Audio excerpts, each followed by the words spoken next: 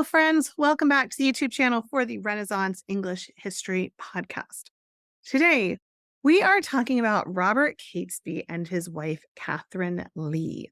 So Robert Catesby is famous for having been part of the Gunpowder Plot, one of the main planners of the Gunpowder Plot.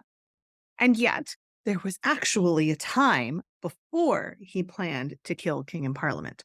The loss of his wife, Catherine, probably did, contribute to his downward spiral. And it's one of those what ifs of history. What if Catherine hadn't died? Would he have become one of the plotters? Would he have been involved as he was with the gunpowder plot? It have even happened without him. So let's discuss.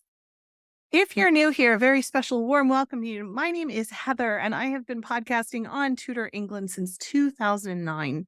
This channel is where I put all of my episodes from all of my various shows, as well as extra content like this video right here. And sometimes it doesn't even have to do with Tudor history. So there's that. Anyway, quick reminder that TudorCon is coming up. Oh my gosh, you guys, it's less than 2 weeks away. Less than 2 weeks. In 2 weeks, I will wake up and it will be over. I can't wait for it to happen.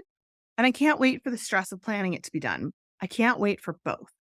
It's going to be awesome. It's going to be so much fun. 3 days of Tudor immersion, whether you come in person, which you can't now anymore because I've closed the ticket sales. But online, I got the cook along video from Brigitte Webster. That's going to be awesome. We're going to see A King's Legacy from Michael Ratty online. It's going to be just a Tudor immersion weekend. Even coming online, new friends, it's going to be awesome. englandcast.com/TudorCon online to learn more and reserve your spot. All right. In the 16th and early 17th century, of course, England was a nation torn between religious ideologies. Protestantism gained ground, and Catholic recusants, those who remained loyal to the Pope and to the Catholic doctrine, faced increasing persecution. Amidst this tumultuous backdrop, 2 lives intertwined: Robert Catesby, who was a fervent Catholic, and Katherine Leigh, a Protestant from a prestigious lineage.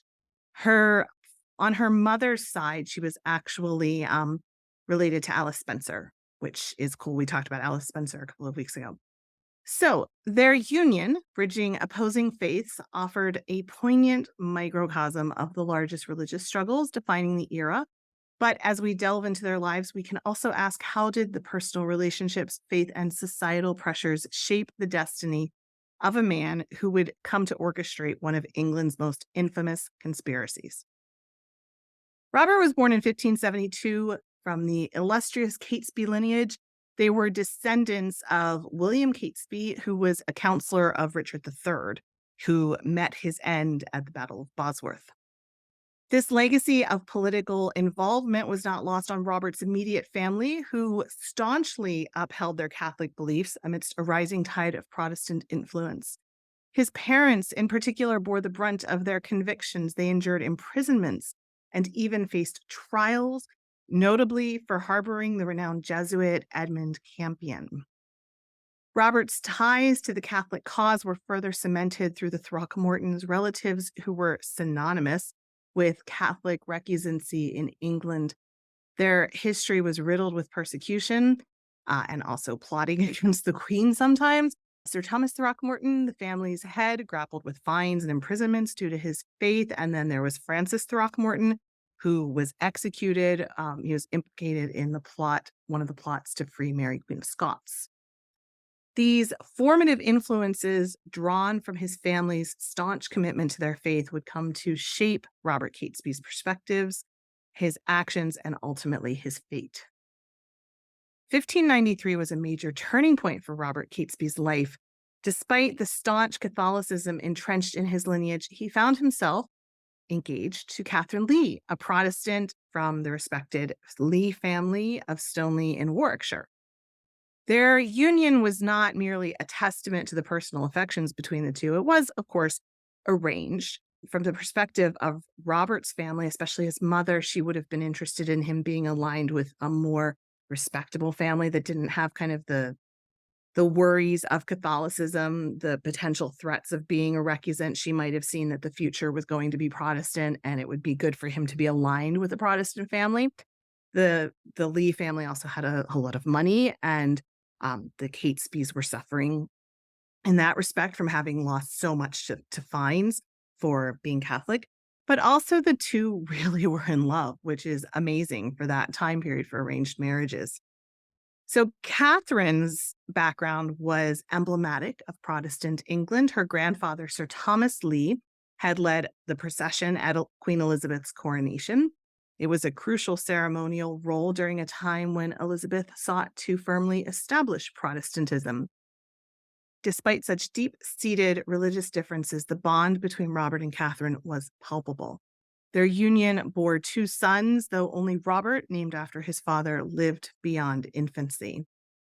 Catherine's Protestant status seemingly afforded Robert a degree of relief from the recusancy laws, which were so rigorous at the time. His marriage to her offered him a protective camouflage, as it were, as he didn't immediately stand out as a Catholic recusant due to his Protestant wife. However, personal and societal tragedies were looming on the horizon. In 1598, only 5 years after their marriage, Catherine met an untimely death. I don't think people know exactly what she died of, at least I can't find it. But in a historical fiction book that I've been reading, they kind of pointed to probably some type of summer illness, summer fever. But I don't think there's an exact cause in the records. His second son also died at this time as well. The ramifications of her passing were profound. Robert, in his grief, sought solace in his faith, embracing Catholicism even more fervently.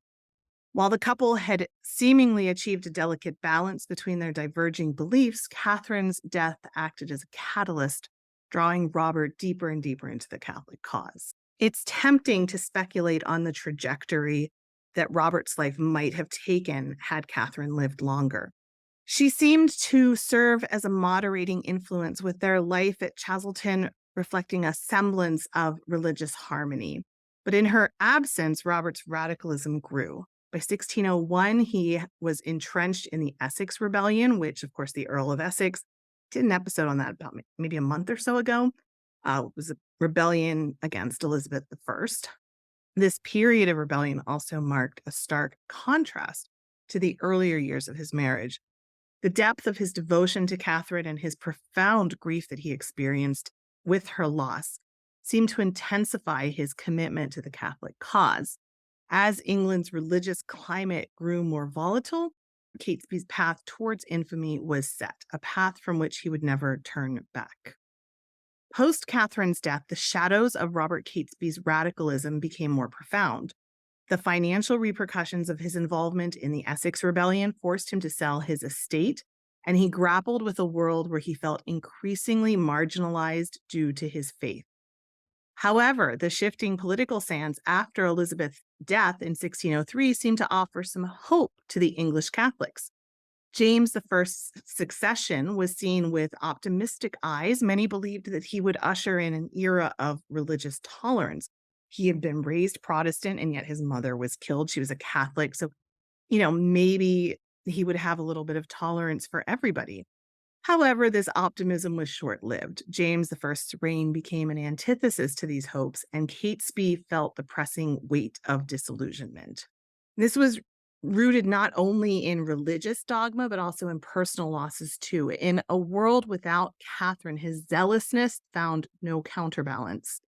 His once private faith transformed into a public cause as he embarked on a mission to recruit other like-minded Catholics. This mission was not solely focused on passive resistance. Of course, it aimed for violent regime change.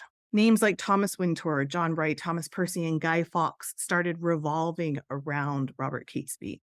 This cohort of plotters envisioned a drastic and dramatic act, completely ending the Protestant government by blowing up the king and the House of Lords. The Gunpowder Plot was not just about the explosion. It was an intricate plan that envisioned a post-blast England, one where a Catholic monarch would be reinstated. However, internal rifts and ethical dilemmas arose.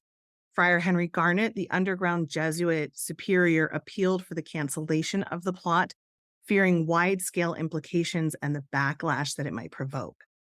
Yet the plotters moved ahead undeterred. The meticulous planning behind the Gunpowder Plot, unfortunately for Catesby and his cohorts, came to an abrupt end.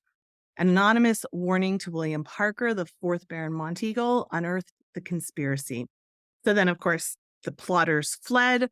Guy Fawkes was captured and tortured. He gave Robert Catesby's name.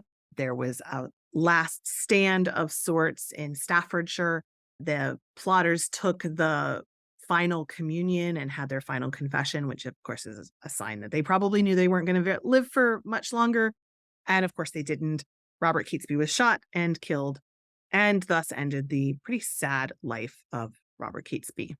But the ghost of what might have been, of course, lingers heavily around Catesby's legacy. It's impossible not to wonder how Catherine's influence might have swayed Catesby's decisions had she been alive. Perhaps her presence could have steered him away from the path of violent rebellion, instead channeling his fervor into more peaceful avenues. In a period marked by religious tumult, political machinations, and personal tragedies, Robert and Katherine Catesby become a poignant reminder of the fine line between love, faith, and extremism. Catherine's memory, though overshadowed by the grander narratives of plots and betrayals, stands as a testament to the profound impact that personal relationships can have on historical trajectories. The what ifs of their tale resonate deeply, echoing the timeless interplay of personal relationships amidst social upheavals. So we will end it there. Thank you so much for watching this video. I appreciate you watching. If you made it to the end of this video and enjoyed it, I sure would appreciate your press of that like button. And I hope I earned your subscription to my channel, where I put out content like this almost every day. Who doesn't want their YouTube algorithm tutorified? Thank you for watching. Two things to remember. You are deeply loved and deeply appreciated. I'm so glad you're here. I'm so glad I share the planet with you. And don't forget to drink your water. All right, I will be back again soon. Bye.